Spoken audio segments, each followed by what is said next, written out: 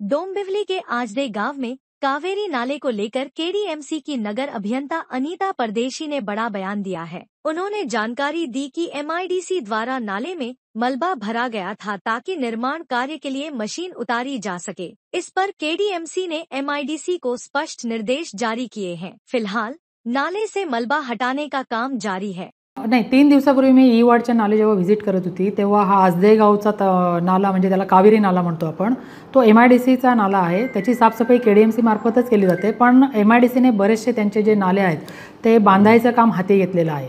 तर आजदे गावचा नालाही त्यांना बांधायचा होता, म्हणून त्यांनी ते भराव टाकून मशिनरी खाली उतरवण्यासाठी एक प्लॅटफॉर्म तयार केला होता।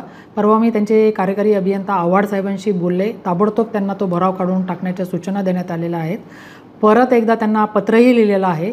कमिशनर साहेबांकडून पण हायर लेवलला बोलणार आहोत आणि त्यांना ते नाला क्लीन करण्याच्या सूचना त्यांच्याकडून करून घेऊ।